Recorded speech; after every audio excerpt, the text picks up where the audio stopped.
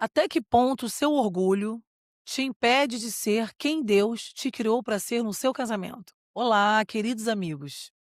Sejam muito bem-vindos a mais um encontro. Hoje vamos refletir sobre um tema profundo, dedicado extremamente aos casais que não se enxergam com orgulho no casamento.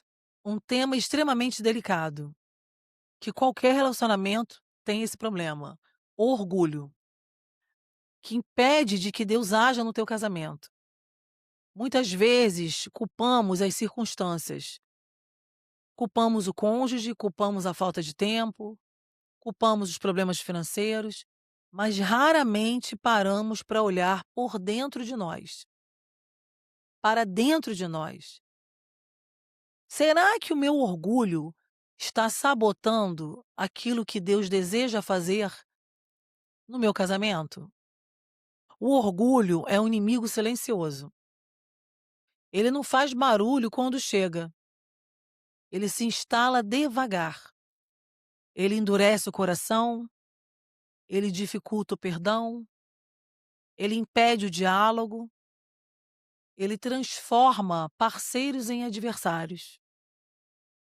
E quando não é tratado, pode destruir aquilo que Deus planejou para ser uma fonte de alegria, de crescimento e bênção. Hoje vamos aprender o que a Bíblia ensina sobre o orgulho e como ele pode impedir você de viver plenamente o propósito de Deus dentro do seu casamento. O orgulho foi o primeiro pecado. Quando falamos sobre o orgulho, não estamos falando apenas sobre arrogância. Estamos falando de uma atitude inferior que coloca a nossa vontade acima da vontade de Deus. Aí que mora o perigo. A Bíblia mostra que o orgulho esteve presente desde o início da rebelião espiritual. Em Isaías 14, 13 e 14, encontramos as palavras atribuídas à queda de Lúcifer. Tu dizias no teu coração: Eu subirei ao céu, acima das estrelas de Deus, exaltarei o meu trono. Observe a repetição do eu. Eu quero, eu faço, eu decido, eu não cedo, eu não mudo, tudo é o eu. Eu não peço desculpa. Esse espírito continua aparecendo nos relacionamentos atuais. E quando entra no casamento, cria enormes barreiras. Cria um individualismo no casal. O orgulho nos afasta de Deus. Uma das consequências mais perigosas do orgulho é que ele nos afasta da dependência de Deus. Tiago 4,6 diz: Deus resiste aos soberbos, mas dá graça aos humildes. Que palavra forte, né? Deus resiste ao soberbo. Isso significa que o orgulho cria uma barreira espiritual. Uma pessoa orgulhosa acredita que já sabe tudo. Ela não precisa de ouvir mais nada. Ela está sempre certa. Que não precisa aprender, que não precisa mudar, que não precisa pedir ajuda, porque tudo ela sabe, tudo ela pode, tudo ela consegue.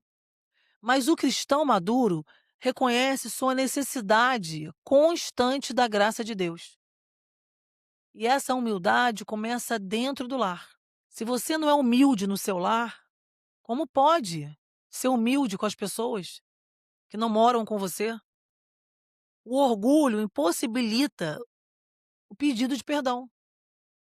Quantos casamentos estão sofrendo porque alguém não consegue dizer duas palavras simples? Me perdoe. Talvez você já tenha vivido isso. Você sabe que errou, seu coração reconhece o erro, mas existe algo dentro de você que resiste a pedir perdão. Você espera que o outro dê o primeiro passo. Você espera que o outro peça desculpas primeiro. Você espera que o outro resolva tudo, ou que o tempo resolva, mas o orgulho está falando mais alto. Em Provérbios 28:13, está escrito que o que encobre as suas transgressões jamais prosperará, mas o que as confessas deixará alcançará a misericórdia. A confissão exige humildade. Reconhecer erros exige humildade. Pedir perdão exige humildade. Mas isso fortalece o relacionamento. O orgulho impede o diálogo. O orgulho transforma conversas em disputas. Ao invés de ouvir, queremos vencer. Para que eu vou ouvir se eu me acho melhor que ele? Ao invés de compreender, queremos provar que estamos certos sempre. Ao invés de construir pontes, levantamos muros. Tiago 1,19 ensina que todo homem seja pronto para ouvir, tarde para falar e tarde para se irar. Observe a ordem. Primeiro ouvir, depois falar. Infelizmente, o orgulho faz exatamente o contrário. Ele nos torna rápidos para responder, rápidos para acusar e apontar os dedos, rápidos para defender nossas posições. Tudo é rápido. E lentos para ouvir, porque muitas vezes o ouvir dói. Muitas vezes o ouvir te fere e o orgulho te impede de ouvir. O orgulho faz a pessoa acreditar que sempre tem razão. Uma característica clássica do orgulho é você ser incapaz de admitir suas falhas. Existe sempre uma justificativa, sempre uma desculpa, sempre alguém para culpar, mas Deus não trabalha com pessoas perfeitas. Ele trabalha com pessoas ensináveis, pessoas corrigíveis, pessoas dispostas a crescer. Em Provérbios 12:15 diz: o caminho do insensato aos seus próprios olhos parece reto, mas o sábio dá ouvidos aos conselhos. No casamento, precisamos aprender constantemente. Precisamos ouvir, precisamos refletir, precisamos admitir que nem sempre estamos certos. Aí que mora o difícil, né? Aí que é difícil. Jesus é o maior exemplo de humildade. Quando pensamos em humildade, ninguém supera Jesus. Ninguém. Embora fosse o Filho de Deus, escolheu servir, escolheu amar, escolheu sacrificar-se. Em Filipenses 2, capítulo 2, versículo 3 e 5, Paulo escreve: nada façais façais por partidarismo ou vanglória, mas por humildade, considerando cada um superiores a si mesmo. Imagine o impacto desse princípio dentro do casamento. Ao invés de pensar o que eu mereço, passamos a perguntar o que posso fazer pelo meu cônjuge. Olha a diferença, olha a humildade. Ao invés de exigir, passamos a servir. Ao invés de competir, passamos a cooperar. Olha a diferença, hein? Esse é o modelo de Cristo, sempre sendo humilde, ouvindo mais, falando menos. O orgulho impede o serviço. Algumas pessoas acreditam que servir é sinal de fraqueza, mas Jesus ensinou exatamente o contrário. Em Marcos 10:45, diz: pois o próprio Filho do Homem não veio para ser servido, mas para servir. Maior é aquele que serve do que aquele que é servido. O casamento floresce quando ambos possuem coração de servo. Não serve no sentido de submissão humilhante, mas serve no sentido de amor voluntário, de cuidado, de ser generoso, de disposição para ajudar. O orgulho pergunta: por que eu deveria fazer isso? O amor pergunta: como posso te ajudar? Olha a diferença. Olha que bonito você ser humilde para o teu cônjuge. O orgulho cria distância emocional. Nenhum casamento se destrói de uma vez. Normalmente a distância surge aos poucos. E isso é complicado. Primeiro desaparecem as conversas. Vai esfriando o casamento.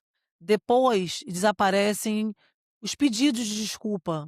Por que eu vou pedir desculpa? Eu que estou certo? Depois desaparecem os elogios. E depois desaparece as demonstrações de carinho. Um beijo, um abraço, um eu te amo.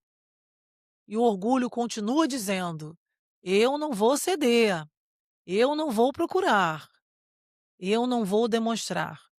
Mas enquanto o orgulho cresce, a intimidade diminui. E como resolver? O orgulho pode impedir a restauração do teu casamento. Existem casamentos que poderiam ser restaurados, mas alguém decidiu permanecer com orgulho. Talvez o cônjuge tenha mudado, talvez tenha pedido perdão, talvez esteja tentando reconstruir a relação, mas o coração endurecido impede a reconciliação. E como fazer? Não estou falando sobre ignorar erros graves. Estou falando sobre permitir que Deus cure aquilo que ainda pode ser restaurado. Em Efésios 4:32 diz: sede bondosos uns para com os outros, compassivos, perdoando-vos mutuamente, como Deus vos perdoa em Cristo. A própria palavra de Deus já diz tudo. Como você vai vencer o orgulho? Primeiro, reconheça a sua existência. Ninguém vence aquilo que não admite possuir. Ninguém vence aquilo que não admite estar errado. Segundo, peça ajuda a Deus. Humildade é fruto de transformação espiritual. Terceiro, pratique a escuta. Escute mais, interrompa menos. Quarto, aprenda a pedir perdão rapidamente. Não espere semanas para pedir perdão. Não espere meses. Resolva os conflitos. Quinto, desenvolva um coração ensinável. Aceite correções. Aceite orientações. Aceite crescer como pessoa. É muito bom você crescer, você ter maturidade espiritual dentro do teu casamento. Agora eu vou te fazer uma pergunta para reflexão e faça essa pergunta para si mesmo. Tenho dificuldade para pedir perdão? Tenho dificuldade para admitir meu erro? Preciso ter sempre razão? Costumo interromper meu cônjuge? Tenho facilidade para servir, para ouvir críticas construtivas? Meu orgulho já criou barreiras dentro do meu casamento? Estou disposto a mudar? Permita que Deus revele as respostas certas a você. Conclusão, meus queridos amigos e irmãos, o orgulho pode impedir você de ser o marido que Deus planejou. Pode impedir você de ser a esposa que Deus sonhou. Pode impedir o crescimento espiritual do casal. Pode impedir a cura de feridas. Pode impedir o diálogo do casal. E pode impedir o perdão do casal. A restauração do casamento. Mas existe uma boa notícia para você. A humildade abre portas que o orgulho mantém fechadas. Então, sejam humildes. Quando nos rendemos a Deus, reconhecemos nossas limitações e permitimos que Ele nos molde com o coração, o nosso coração.